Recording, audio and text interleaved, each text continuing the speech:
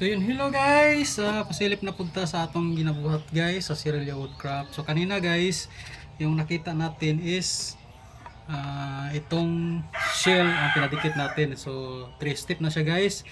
Una itong stand niya at saka yung PVC dito sa next step, pangalawa, at saka pangatlo itong coconut shell natin na nilagay. So ngayon guys is pang-apat na step guys para sa labi niya guys. Ayan, para sa kanyang labi. So ipadidikit natin guys, padikit natin para malagyan na halos kompleto na siya guys. Tingnan nyo guys, takip na lang ko lang guys, then pakintabi natin ito mamaya guys. So samahan nyo ako guys sa ating video. So kuha mo tayo ng nansag, epoxy nansag guys, para mapadikit natin yung ating labi tip. Yan.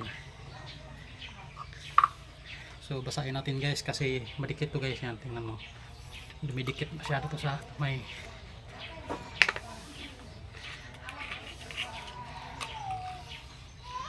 So 50-50 siya guys, para A and B kasi to guys, para pag nagmix siya tumigas kagad.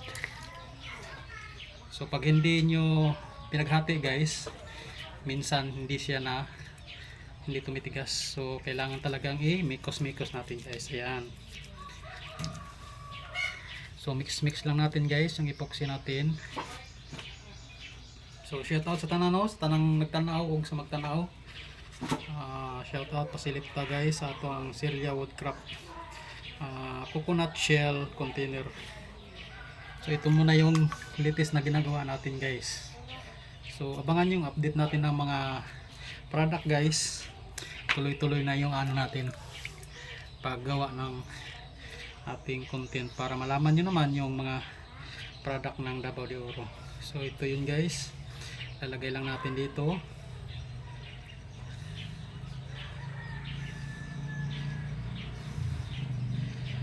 Yan. Then ilalagay natin dito sa pinakalabi guys.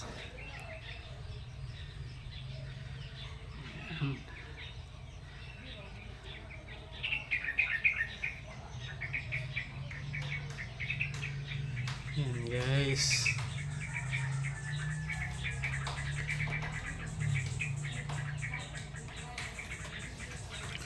Saan natin yung kamay natin.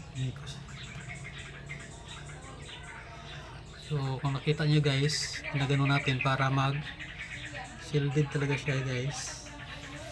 Ayan, lumalapat yung epoxy sa pinaka-shell natin.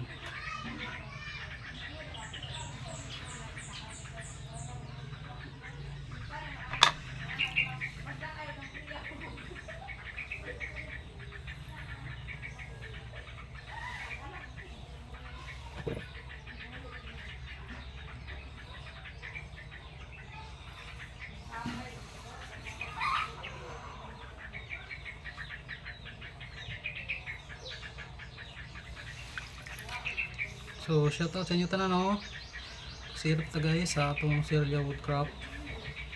So kung gusto nyong mag-order nito guys, or mayroon kayong re-regaluhan, token sa mga event, pwede kayo mag-PM sa akin guys. Pag-usapan natin kung ano yung mga design nyo, kung mayroon sa mga product ko, at gagawin natin. So dito lang tayo guys sa Siocon, Compostela, Davao de Oro.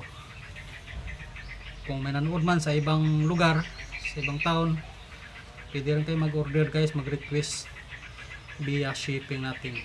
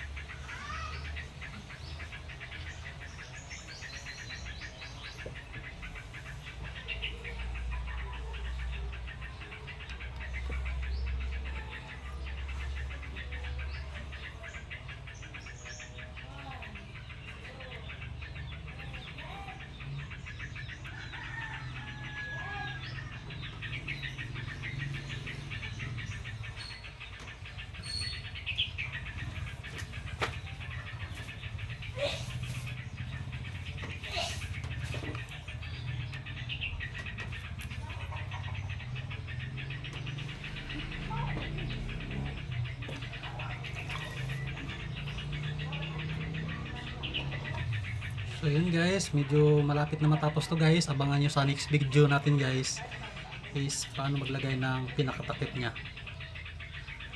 So nilikihan ko yung butas guys ng ganito para madukot natin yung sa loob. Ganyan. Ito. Ang una kong gawa kasi hindi madukot sa loob.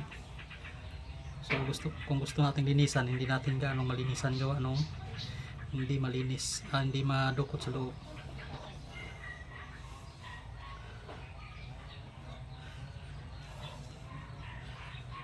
Guys,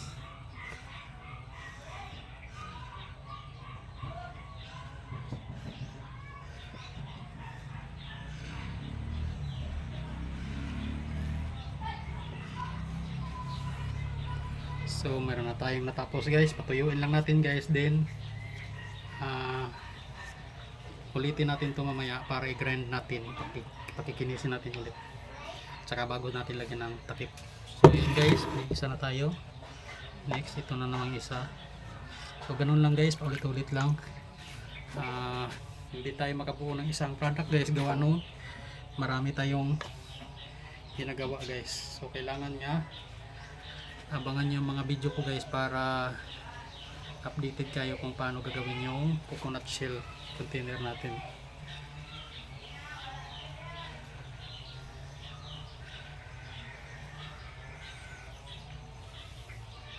Pwede ito pang regalo guys, pang token, mura lang siya.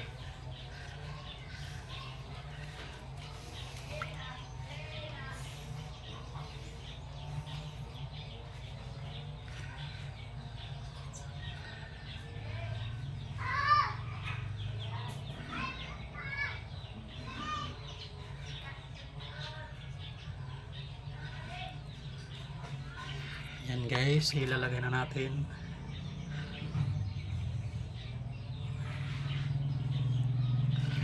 Then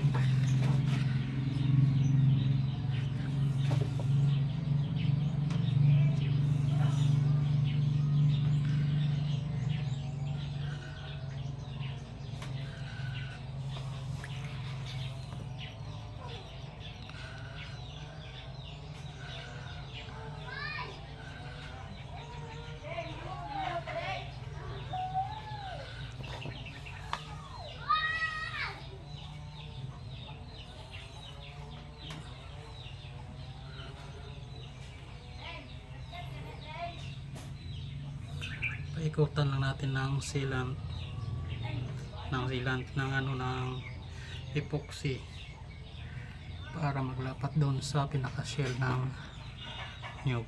Yan.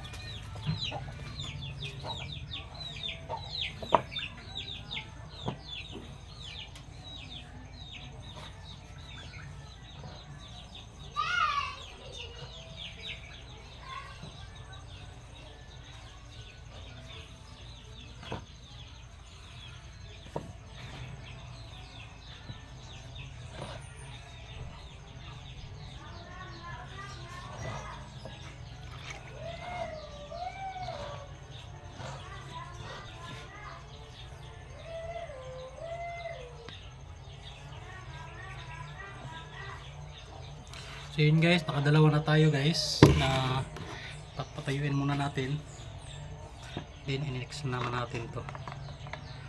Yan.